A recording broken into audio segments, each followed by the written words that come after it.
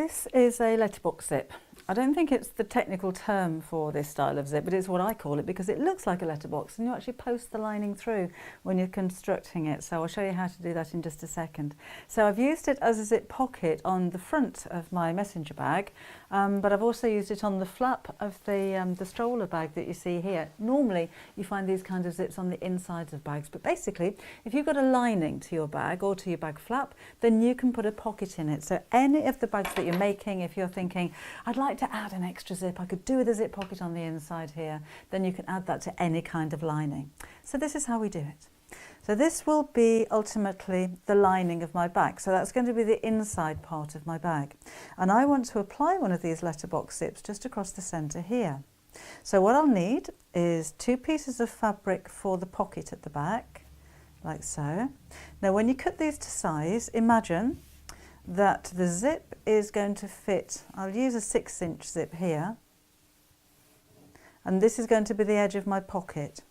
If I want to, I can take that fabric all the way to the edge of the lining fabric, so my pockets are going to be the same width as my lining, and then I can incorporate the ends of the pockets into the side seams either side here.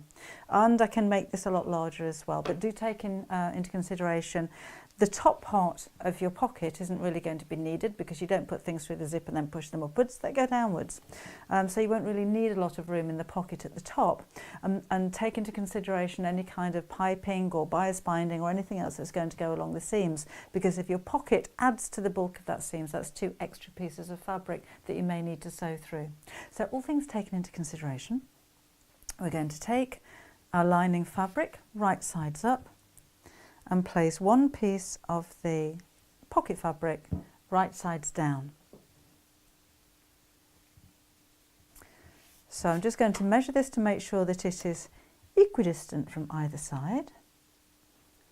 So that's going to be 2.5 inches in this case from either side of my bag. So it sits nicely in the centre. So I'll put a couple of pins in there just to hold that in place while we draw the stitch line for the pocket, for the zip, sorry. So again, I want my zip to be 6 inches long. So I'll measure the centre of my pocket, or 6 inches in the centre of my pocket. My pocket's 9 inches long, so I'll need to start 1.5 inches in from either end. And I'm just going to leave a gap of, say, 1.5 inches at the top, because I will need a seam allowance going all the way around the pocket as well. So let's draw that line, 1.5 inches from either side. And I'm just using an erasable ink pen, although on the back of this you probably won't see that anyway. I'm just doing this because it's a black pen and it really stands out. Now I need to make this square 6 inches long by 1/2 inch wide. So using my ruler, I'm just going to draw a box like so. So you can kind of see the shape now as to where the zip's going to sit. What I need to do next is to draw a line straight down the centre of my box, stop about 1/4 inch from either end, and then into each corner here we're going to draw a Y shape, so from that centre line into each corner, and we'll do that on both ends.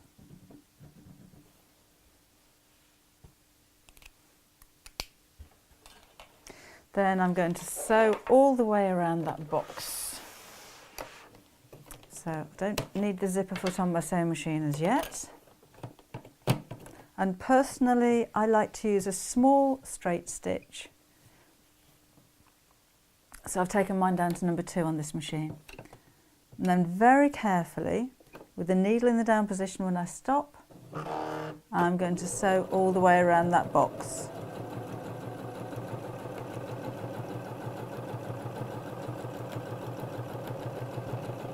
So again, into that corner, stop with the needle down, just trim away this thread.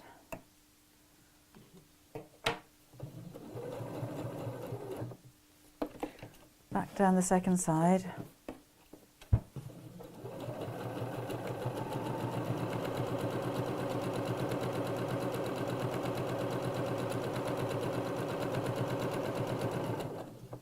Needle down, turn around, and we're almost back to the beginning.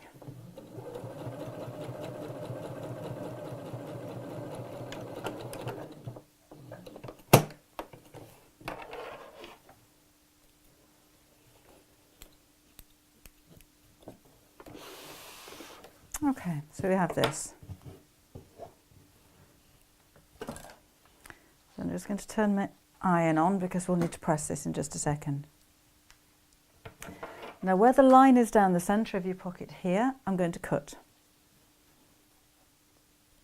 So make a small incision and using sharp, small scissors with very sharp points, we're going to cut into that Y shape and then right into the corner where the stitches are, but be careful not to cut through the actual stitches.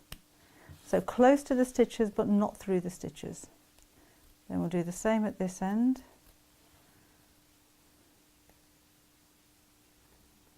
Into that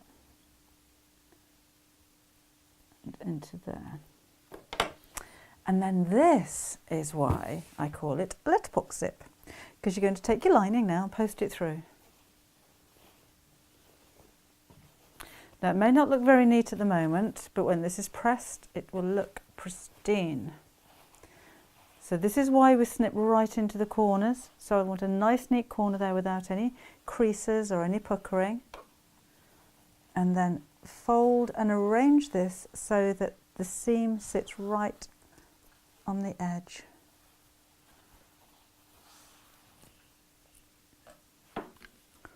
And then press.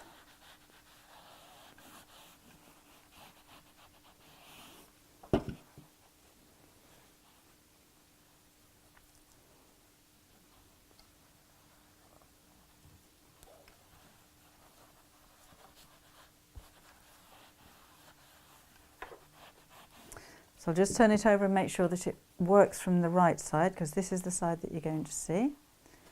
And that looks perfect.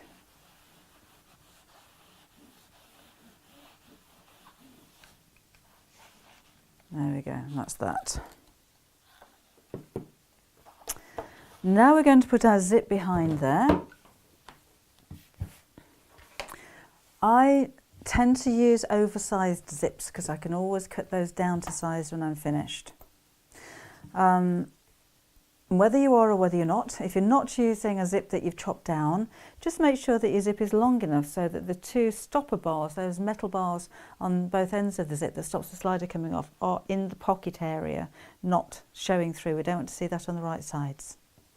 And another little tip for you when you're sewing in zips like this is to hand sew together the end of the zip to hold that in place while you sew.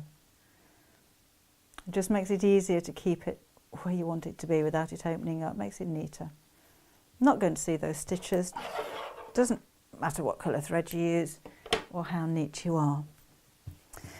Now then, what I would normally do is to hand tack, so pin and then hand tack and then machine sew my zip in place.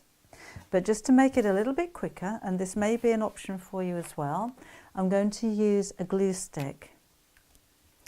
Now make sure that it's for fabric, and a temporary or repositionable glue stick is what you're going to use, because these have been designed to be used with fabric, and I'm going to sew through this, so I don't want any like paper glue gunking up my sewing machine. I want it to be a specific glue that I know is going to be safe to use.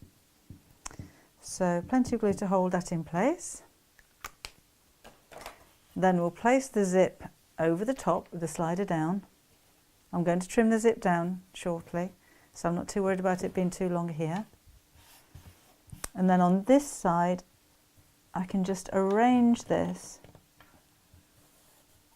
so that my zip sits right in the centre.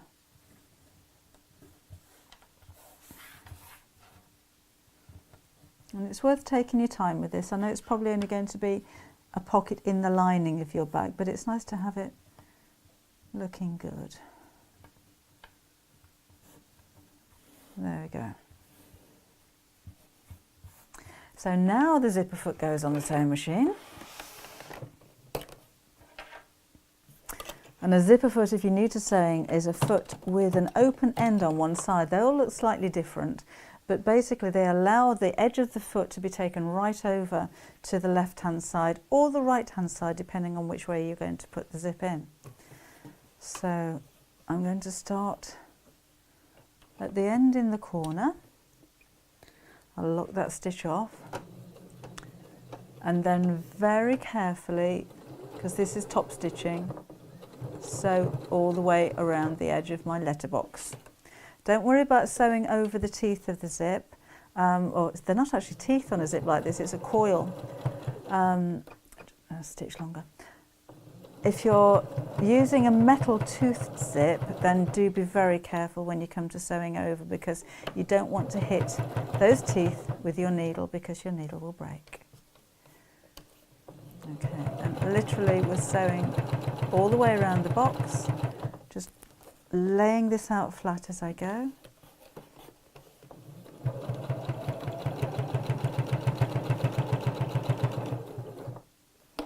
Around the corner, that needs another press.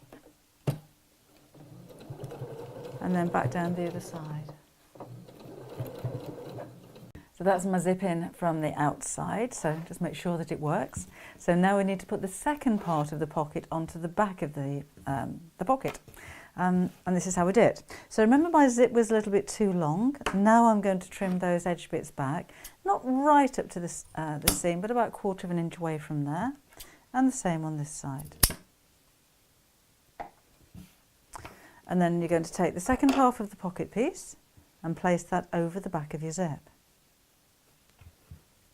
And pin. But only pin through the pocket pieces, not through the lining. Unless you want to see the stitches from the top, that could be a feature, in which case pin all the way through.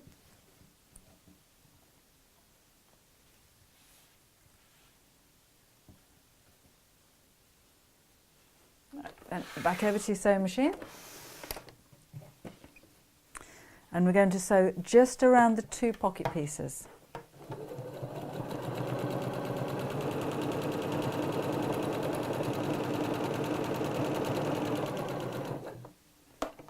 So just make sure as you sew that you're keeping the lining section out of the way. So I don't want to be sewing through all of those layers. Needle down, turn around. And carry on.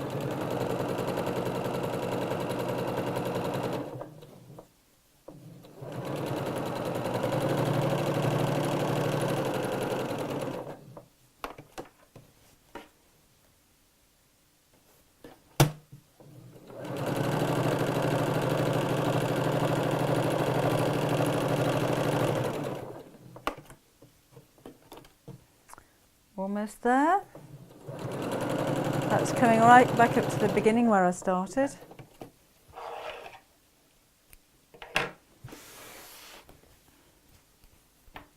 So now that needs a press. There's my pocket on the back of the bag, so that's going to be sandwiched usually in between the lining and the outside of the bag. And then on the inside of the lining, I've got that nice flush finish to my zip. When I open it up, there's my contrast fabric and a nice deep pocket.